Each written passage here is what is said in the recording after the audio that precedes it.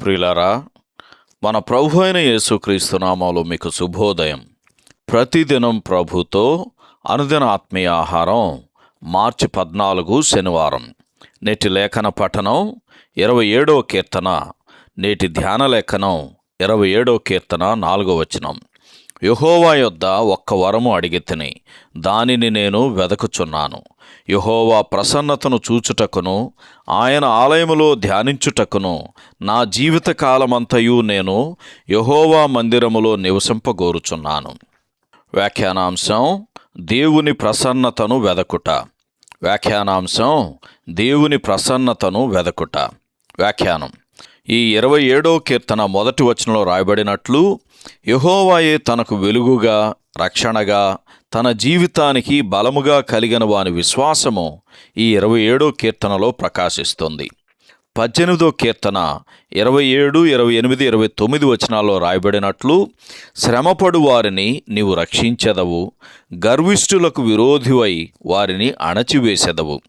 నా దీపము వెలిగించువాడవు నీవే, నా దేవుడైన యెహోవా చీకటిని నాకు వెలుగుగా చెయ్యును. నీ సహాయం వలన నేను సైన్యమును జయింతును, నా దేవుని సహాయం వలన ప్రాకారమును దాటుదును. ఎఫెసీ పత్రిక ఈ మాటలను స్థిరపరచుచున్నది.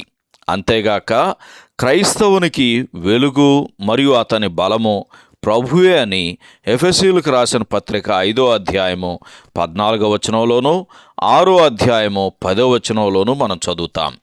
దేవుని ఎడల ఇట్టి విశ్వాసాన్ని యేసు ప్రభువు వలె ఇంకెవరైనా కనుపరిచారా?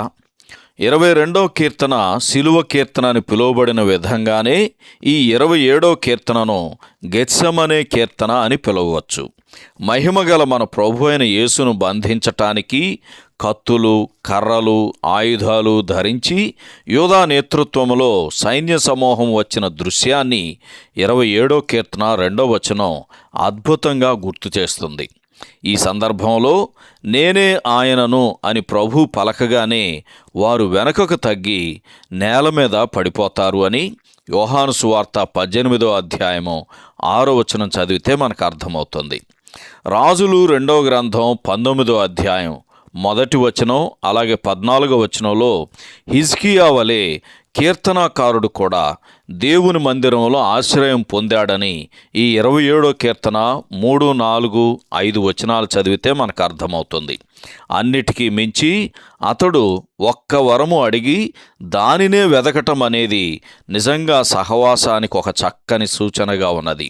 అయితే ఈ సహవాసము కేవలము శ్రమ వచ్చినప్పుడు మాత్రమే కాదు గాని జీవితకాలమంతయు యెహోవా ప్రసన్నతను చూడటానికి, ఆయన ఆలయములో ధ్యానించటానికి, ఆయనను గూర్చిన జ్ఞానంలో పురోభివృద్ధి పొందటానికి ఈ సహవాసం అవసరం. ఈ కీర్తనలోని చివరి చరణమైన 4వ వచనంలోని మాటలు విశ్వాసికి కలిగే ఆందోళనలన్నిటిలో నెమ్మదిని కలుగజేయటానికి పైనుండి వచ్చిన సమాధానంలాగా ఉంది. యెహోవా కొరకు కనిపెట్టుకొనియుండుము, ధైర్యము తెచ్చుకొని నీ హృదయమును నిబ్బరముగా నుంచుకొనుము, యెహోవా కొరకు కనిపెట్టుకొనియుండుము. సహోదరుడు జాన్ కోక్లన్. శుభములతో వందనాలు. ఈ సందేశాలకు సంబంధించి కానీ బైబిల్కు సంబంధించి కానీ మీకేమైనా ప్రశ్నలు ఉంటే ఈ క్రింది నంబరుకు వాట్సాప్ ద్వారా పంపించండి. మీ ఆత్మీయ క్షేమాభివృద్ధి కోసం అనుభవజ్ఞుల ద్వారా జవాబులు అందించబడతాయి.